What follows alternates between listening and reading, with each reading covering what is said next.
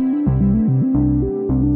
and welcome to Magic Numbers. This is episode number 179, and today we're going to be continuing to look towards Teenage Mutant Ninja Turtles. I decided I'll just continue with it. I have at least one more episode planned, and then maybe I'll go a bit more off-piste. And the next episode is also going to be on the Turtles, but it will try to be more general. Well, we'll see how that works, because next week I will try to look at the 5-color deck. This week I can't. I would want to, but I don't have the good data to do that. So instead of that, we're going to look at the right cards for right decks, which is an episode I do, well, literally every set that is being released, looking at which cards are the ones that are just universally good in any shell that the format has to offer, and which cards are specific for one particular archetype. And, you know, some cards are better in one than the other. And I think that this, is it Armaggon, was it called, or something? This card, the 9/6 that enters and kills 3 things and is a 9/6 for 8 mana, for example, is a classic example of a card that is just amazing in Golgari and then below par in white-black decks because of the different plans that they enforce. White-black focuses on aggression, black-green focuses on late game. Obviously, the 8 mana thing is going to be better in the game, in the deck that is focusing on the late game, because they will be reliably able to cast it if they enforce their plan. Well, even if the white-black deck manages to cast the 9/6, it's going to be probably because something went wrong in the original plan. So this is the most blatant example I could find with maybe most striking data. But we're going to go through most of the cards in the set, the ones at least that we have the data for. And I would like to thank Tim, my student from coaching, who actually wrote a script that generates those slides for me now automatically. We have had some discussions about how we want them to look. And it turns out that one thing that the AI is useful is that it's much faster in dragging pictures of cards onto the slide deck, and much faster than I am. So it's nice to outsource this menial task to something more silicon-based than carbon-based, and I can actually enjoy a bit of rest while the silicon servant does the hard work there. I'd like to thank my patrons. No new patrons to report, but a couple of people joined in on the free, so it's always worth it. I would also like to plug my Discord. The link should be somewhere in my descriptions wherever you're looking at it. Worth joining. Some new people joined that are contributing. We have now over 600 people in the Discord, so it is active enough, but not too active. I think that it's in the sort of like optimal Discord space when you can sort of read everything during the day, but it's not that it's too much and overwhelming like some large Discords can be. Okay, with that, we can move straight to the episode. I didn't prepare a preamble. Maybe one preamble that... Okay, I'll improvise a preamble. I was thinking recently a lot about... And I wrote it on X and on Blue Sky, I think, about how weird this set is. There's clearly the best deck in the format. And it's 5 colors, and it's still flying slightly under the radar. It's not, after more than 2 weeks, it's still not like completely into the known. Some people know, and people at my Discord definitely know, judging by the amount of soup trophies that they're posting. But it's still available. Everything Pizza goes still late in the draft, and I was giving it a lot of thought. Is like, why is it happening with this particular set? And I thought that, data is there. If you look, you can see that Everything Pizza has a high win rate.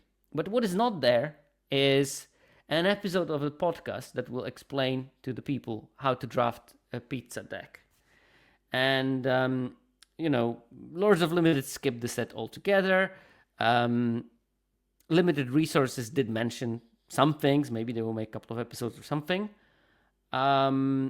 Alex made episodes, protocols, but they were not focusing on the 5-color deck. So there's like maybe some streamers are playing it or something, but the main outlets of limited knowledge did not really spend too much time on the 5-color deck.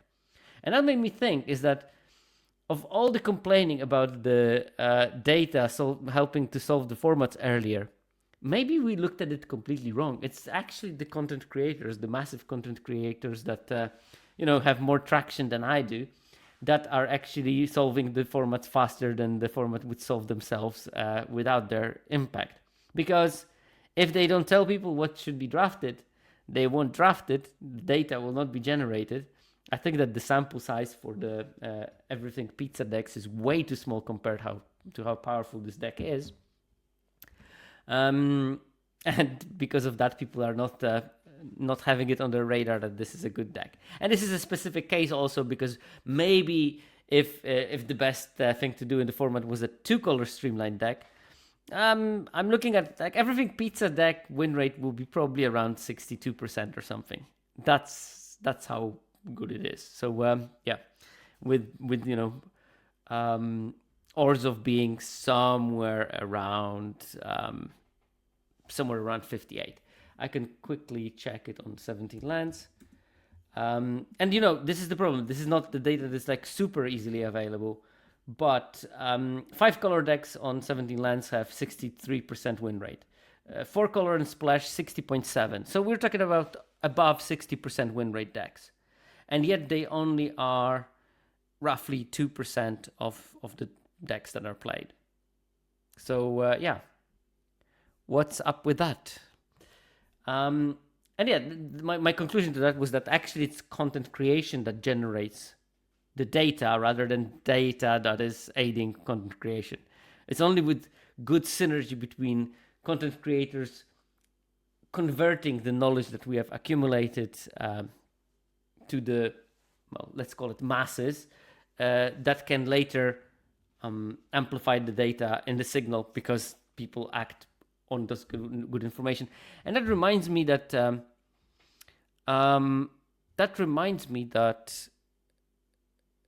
there is this big misunderstanding of what ivory tower is. The idiom ivory tower is normally used in, academics lock themselves in this ivory tower and then they think there and then they are outside of the regular society. The original concept of ivory tower is very, very different from that version that is circulating in the mass consciousness nowadays. Because the concept of ivory tower was not to lock yourself in the ivory tower so that you isolate yourself from the community. It was to get peace, to think carefully. The idea of ivory tower was a place of seclusion when you can go and think. But the rule of the ivory tower is you have to come back and share your conclusions with the rest of them. And I think that this is content creation. Content creators are spending a lot of that time in this ivory tower when they think about things. And then, once a week, they channel those thoughts towards the audiences. And of course, if that channeling of thoughts will not happen because somebody skipped the set because it's Teenage Mutant Ninja Turtles and it's a small set and whatever, well, then the community will not know what happened in the ivory tower, and because of that, they are sort of walking blind and maybe not stumbling upon the deck that they should be stumbling upon. Anyway, you've been told. I'm not going to tell you how to draft the 5-color deck because I don't have the data for that right now, and it would be slightly out of character if I started talking about the pure punditry. I could give you a very good episode, I'm pretty sure, on how to draft a 5C deck. But I will try to make one next week when I have the right data, and then I can highlight key cards and different builds and what are the important cards and what are the traps and so on. But today, let's move on with the right cards and the right decks. And let's start with common lands. And common lands are the most interesting they've been in a long time, I think. Because they are actively good, it seems to me. Even in those 2-color decks, they have quite strongly positive win rate. But before I go into talking about the lands, maybe let's talk about this graph, because I changed how the graph looks like. In the older version of this, if you remember, we were looking at those massive tables with coloring, and that showed red color the card is winning more than the average for the deck, and blue color means the card is winning less than the average for the color combination. But I've had some feedback from the listeners, and feedback has been listened to, and the silicone servant has been programmed accordingly. So now we have this graph, which is similar to what you can get on 17 Lands if you're a patron and click on each individual card. Gray dot is the average win rate of the color pair. So here we have it's somewhere between 55 and 60. And then large dot, that can be red if the deck is winning and blue if the card is losing, shows where this card is in relation to the average win rate of the deck. So for example, here we have TCRI building, the Izzet Tapland that gains 1 life, and it is positive in Izzet decks and positive, quite a positive, by plus 5% in Simic decks. What does it mean? That this is an actively good card in Simic deck and Izzet decks. Everything above -1 is a good card. Everything like above 2, 3, that's a great card. Which means that TCRI building is a great card in Simic decks. Which, in this case, it doesn't tell me that, oh, I drafted this amazing green-blue deck with all green and blue cards, and because of that, I think that this red-blue dual land is going to be amazing in it. And obviously, it doesn't work like that. It means that Simic decks that splash, for example, red, using TCRI building, are better than just pure Simic decks. So it shows me that if I'm drafting Simic, I should not limit myself to 2 colors. And this is also a question that was appearing earlier. Does a deck that contains everything pizza a 5-color deck? Yes and no. Sometimes it can be a 2-color deck with 3 splashes. Sometimes it can be a 3-color deck with 2 splashes or something like that. So it will be classified in a tricky way. That's why I cannot do proper data on it, because they are peppered around multiple categories in 17 lands. I need to actually access the full kind of the full data set with the proper data in order to figure out which decks are the 5 colors and which ones just full of hybrid cards that muddle the waters a bit. But yeah, long story short, I think that I don't know exactly why the card is doing so well in Izzet decks. It's just that fixing maybe is important because there are more double-pipped cards or something like that. Some of those hybrid cards that are maybe off-color are easier to play if you have multiple fixing lands. It might be also that turn 1 is not that important. So it's easier for you to play a tap land on turn 1, which in some formats maybe is not the best idea. And even in this format, in some decks, maybe it's not the best idea. But it also tells us that decks like Simic, they definitely want to play multiple colors. And we see this similar pattern across other ones. So Mutant Town has plus 3% in Izzet, in Golgari. This is the blue-green, by the way. So blue-green deck is positive in Izzet, blue-green deck is positive in Golgari, it's positive in Simic. So wherever you play it, it has a small impact, and actually bigger impact in the decks that at least don't overlap with one of the colors of the Mutant Town than in the decks that are specifically Simic. So that might be an interesting one. And here we have Illegitimate Business, which is the Golgari one. And it has a massive improvement on Simic, 4.3 percentage points, 1.5 in Golgari, which means it's a card that's actively good in Golgari. You just want to have your mana fixed, and you probably also want to splash. And despite this not letting you splash anything, it makes your mana more consistent, which means you can cut one of the swamps or one of the forests more frequently to put a basic or something. And in Orzhov, it's minus 2.5. Everything below 1 is sort of bad. These are the cards that you will play a couple of them in each deck, but they are not worth the picks. It's just that, you cannot have every single card in your deck being above average. Something like that will happen rarely.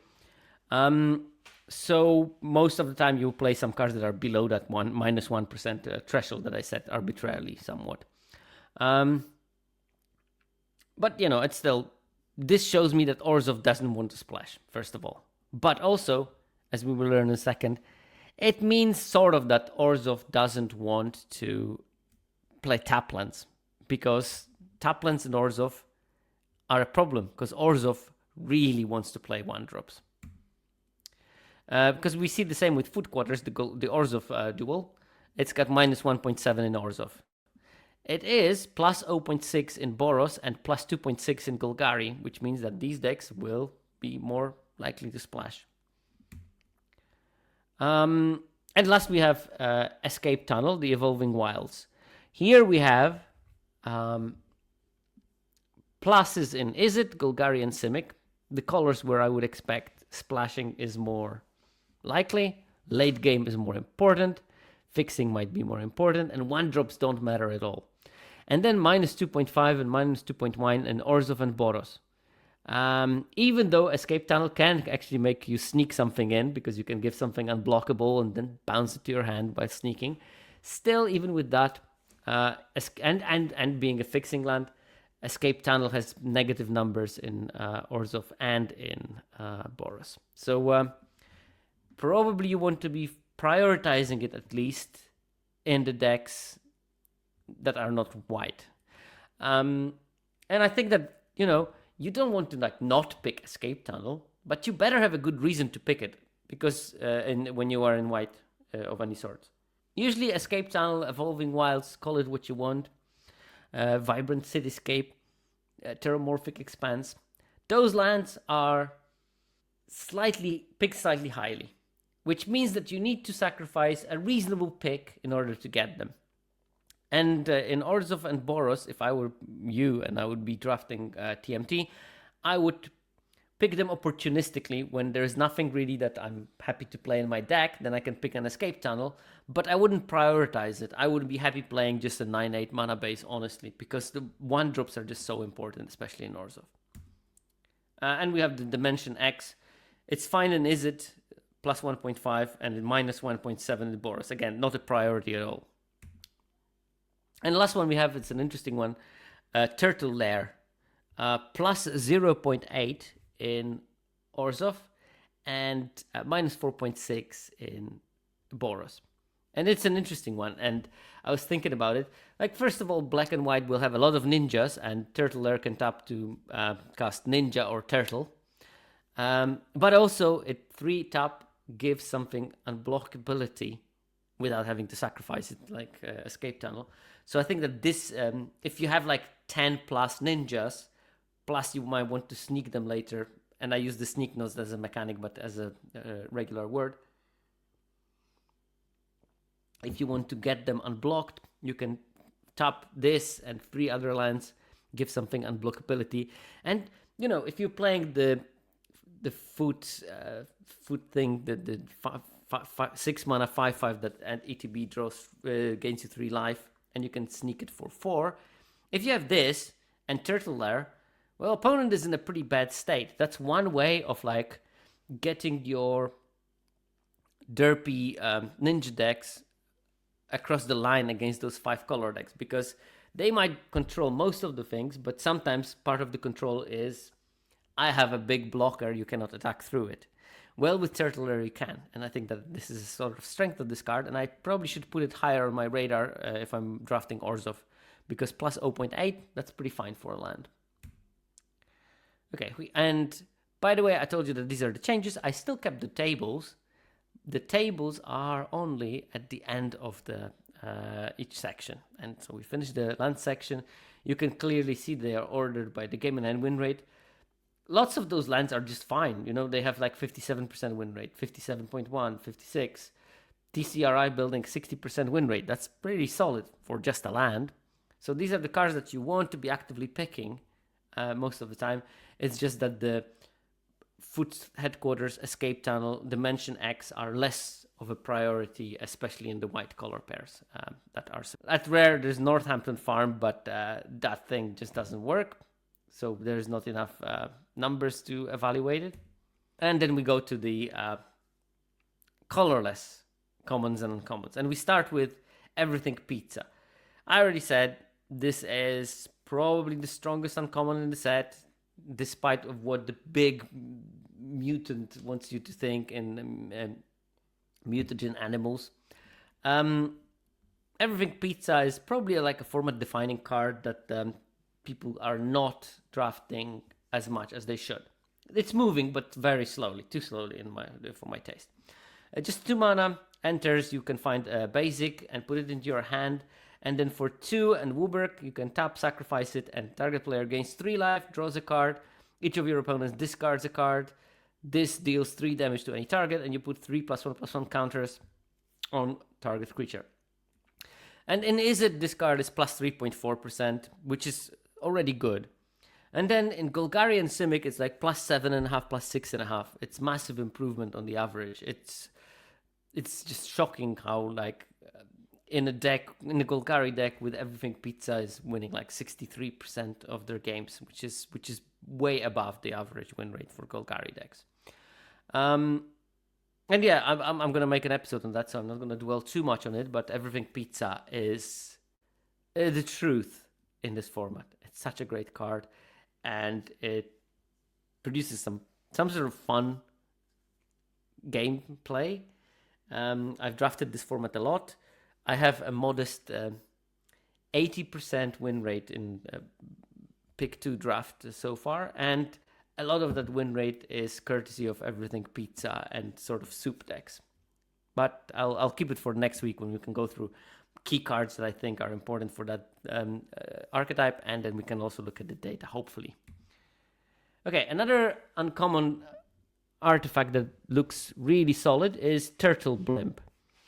And it has solid numbers everywhere, because like in Orzhov it's plus 0.6. Which is not bad. It's quite good, actually, being above average for a very high win rate archetype. Because the baseline for Orzhov is way higher than for other archetypes. It's like almost 58%. It's solid in Izzet, plus 2.6. Okay in Boros, plus 0.6. It's not amazing, but it's good enough. And then absolutely great in Golgari and Simic with plus 5.6 and plus 4.7. The 3/4 flyer removes one worry that you have, and that's other flyers. But also, it dodges a lot of sorcery speed removal. And because it dodges the sorcery speed removal, some decks have problem with dealing with it. Because the instant speed removal that you could do when you're attacking into a Turtle Blimp, it's not a lot of it in the format. You know, we have our anchovy pizzas and things like that, but not many instant speed kill spells. And Blimp is a solid card. Like, look at it. It's just like 5 mana for a 3/4 flyer that spots you a 2/2 to crew it. And it reminds me of a sort of Broadcast Rambler from Ether Drift. Very similar cards in one way or another. Okay. Then we have Omni Cheese Pizza. And we have the first card here that is really different depending on the decks. So normally Orzhov has around 59% win rate, the baseline. Izzet has around 57, Golgari around 55, and then Simic around 53. But Omni Cheese Pizza has a lower win rate in Orzhov than it has in Simic. Because in Orzhov, it drops your win rate by 7 percentage points. That's massive. That's a massive decrease. It's just so not on plan of what the Ninja deck wants to be doing. And you can see that in the numbers. On the other hand, in Izzet it has plus 2.7, in Golgari plus 3, in Simic plus 1.5. All these decks are actually made actively better by introducing Omni Cheese Pizza. So just put them in decks that are not Orzhov and are in this grindy triad, as I call it. I just started calling it like that. But there's 3 decks that want to be more grindy and maybe more splish splashy, and that's Izzet, Golgari, and Simic. So Omni Cheese Pizza is great in them. It allows you to basically activate Disappear for free. Like, one of the plays that I really like when I play the soupy decks is turn 5, I cast the Pizza Face, but I do it using the filtering of the mana from Omni Cheese Pizza. Even if I have black and green, I will sometimes just cast my Pizza Face using the Omni Cheese Pizza mana, and instantly end of turn, I'm going to get the plus 3/+1/+1 counters from Pizza Face and put it on some creature that I have. And all of a sudden now, even if they will kill my Pizza Face, I've already gotten value because the 3/3 of its stats are going to stay on the table. So that's a good thing to remember, that sometimes you just want to use the mana filtering ability despite having mana for casting something. And sometimes when you're playing Everything Pizza and you're on 4 colors and then you're just missing that one, sometimes you have to keep the Omnicheese Pizza to activate that last color that you need to activate. And then we move to the other colorless cards, and we have things that are less impressive. Hengebots, 4 mana 2/3 artifact creature robot. When this creature enters, exile target tapped creature an opponent controls until this creature leaves the battlefield. It has minus 12 percentage points effect on Orzhov. And you can think why.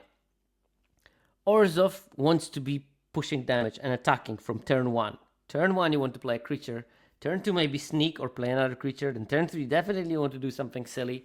And that's how you're winning. When is your opponent supposed to be tapping their creatures if you're doing that kind of a plan? Well, I can tell you when. They're going to be tapping their creature when they stabilize to such an extent that they are brave enough to attack you. Do you think that the 2/3 for 4 mana that, removes something until it disappears, which it's easy to kill a 2/3, do you think that this card is going to be posing a real threat to those decks after they turn the corner? Not really, you just kill one of their things, but probably they could only turn the corner if they had multiple things on the on board already or on the pipeline. Commander Zako, building UR deck right now with 4 times Omnicheese, wondering if I should play an Everything Pizza too. If you have one, I think that putting this package is just so low cost.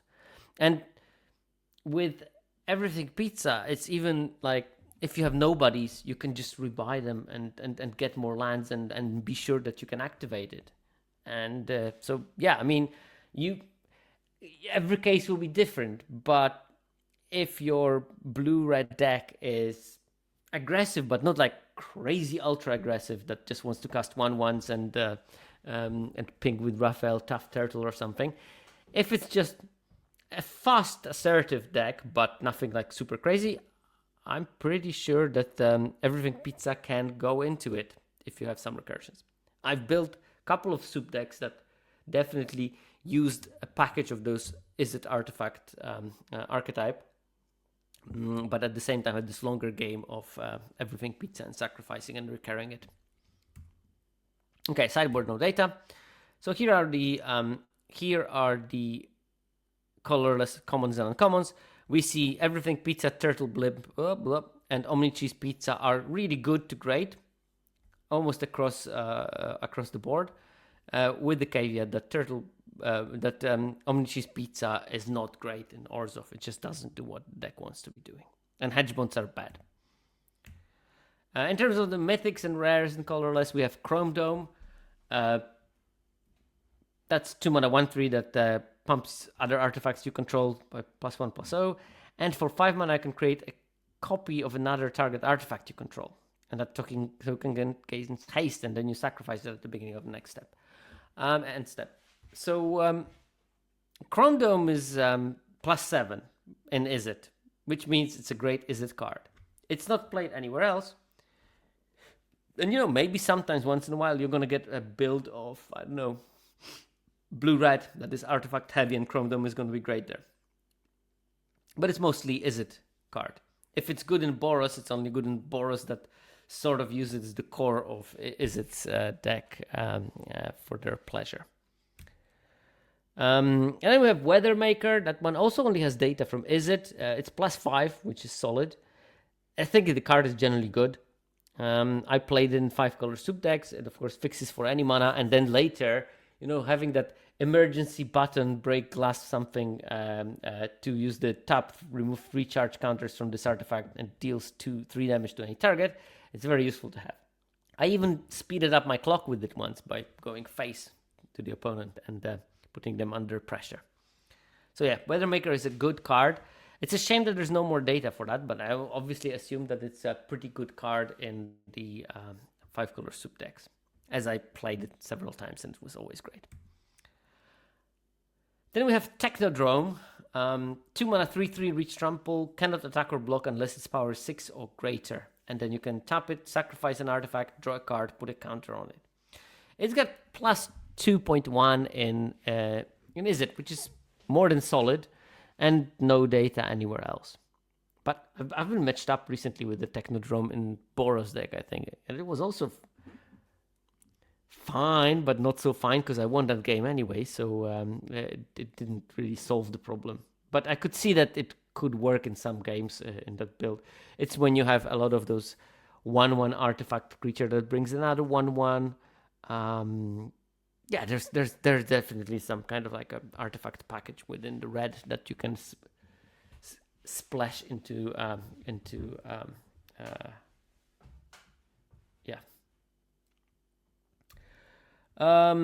Then we have the ooze, and here it is an interesting one. Card is really good, and again, every deck, is it Golgari, Simic, they all can work it. But it's much better in this Golgari and Simic, where you have like +6 and +3. In Is It is just plus 0.6, which means it's an above average card, which is already great, but it's not like a bomb in that deck. So I think that Ooze is doing much better in those like multicolor decks. Okay, Turtle Van also like good across board, good in Orzhov, good in Izzet, good in Golgari, just a good card. Because 3 mana 4/4 equipment with Crew 1, that's already pretty aggressive. And then the fact that it also puts a counter on the thing that crewed it, and maybe even double those counters if you're lucky. This is like a very scary mechanism. So imagine that you go turn 1 some kind of a ninja, turn 2 something, turn 3 Turtle Van, turn 4 you tap that ninja, crew Turtle Van, to crew Turtle Van. It gets 2 counters. You attack with Turtle Van. It maybe survives.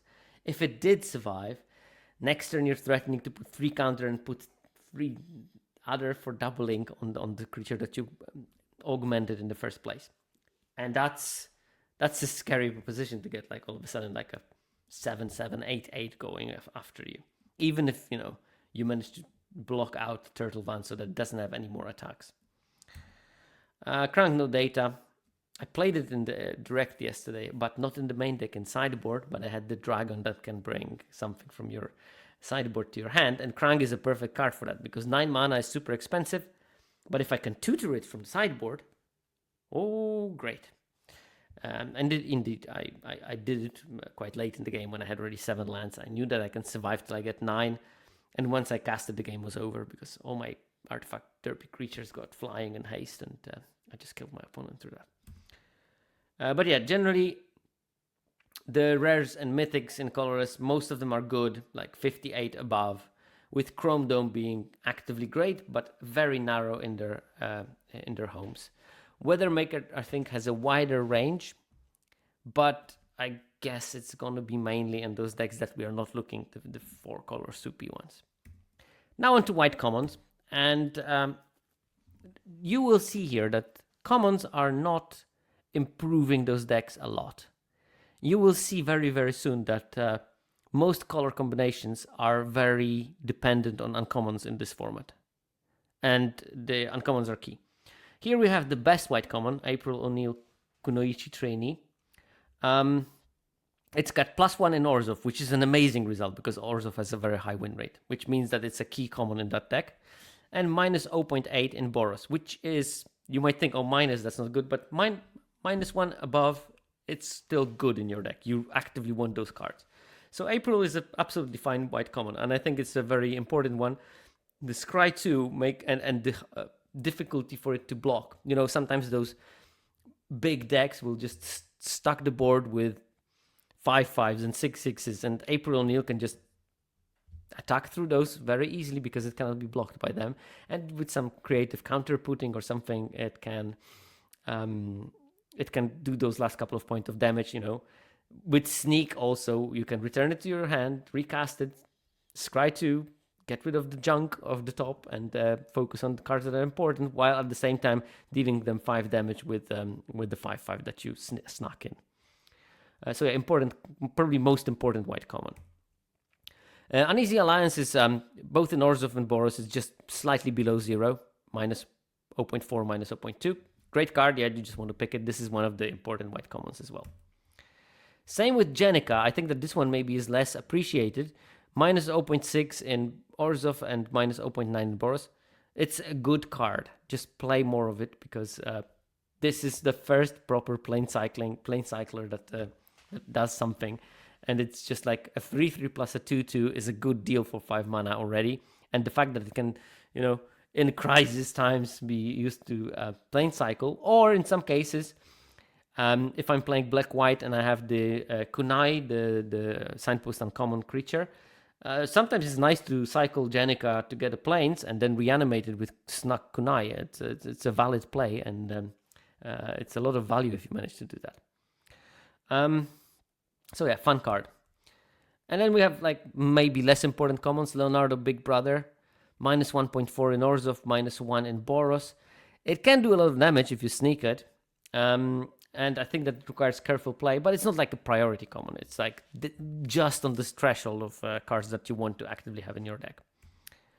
And then the rest, just no, not amazing. Grounded for Life, minus 1.7, minus 2.5.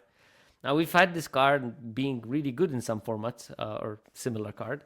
The 5 mana destroys something and gets a discount if it targets a tapped creature. Probably best case scenario, but when you're playing Orzhov and you're playing against a slower deck, the best case scenario is kill like the Frog Butler or something. But because of that, it's got less utility. You have better things maybe at the top end to remove, to have the unconditional removal than this. And anyway, you want to focus on the early game and early pressure, and removal is not that important for you. We have Hamato Guardian Stance, the combat trick, +1/+3, and flying until end of turn, scry 1. -2, -2.7. It's just below that level where I'm going to be happy. I still play like a copy or something, but it's definitely my 23rd card in those decks. High Flying Ace. This is a card I'm actively trying to not play. Weird version of Howard the Duck. -3.3 in Orzhov, -2.7 in Boros. It just costs too much mana. The idea is that, I can pay 4 mana to get something flying. Is that I can maybe sneak later. But if you tapped 4 mana to give something flying, well, you don't have any mana left for sneaking. So that's the issue that this card, I think, has in this format. And similar, Make Your Move, -3.3, -3.3. Consistent across Orzhov and Boros. Just that's not the removal that you should be super happy playing in your deck. Well, I'm pretty sure that it's going to be better in the hands of top players, but for now we don't have enough sample size to evaluate it. And why I think it will be better in the hands of the top players, it just has a lot of modality. The more modality, the better the card is in the hands of better players, because it requires, knowing exactly what I want to do. Like a lot of people will see a creature with power 4 or greater and just fire it on that one at will, while not thinking that maybe there are some important enchantments in that deck or important artifacts that you can destroy. Action news, that's not the 2-drop that you want to be playing. -4.4 in Orzhov, -2.8 in Boros. And sometimes it will make it into your deck, but this is not something I would be happy playing in my deck. Eastwind Avatar, -4.6, -3.9, just not good. But as you can see, there is maybe like 3 like solid white commons, the April O'Neil, Uneasy Alliance, and Jenica. Then we have the passable Leonardo, and then we go to the realm of cards that probably I'm not super happy to play.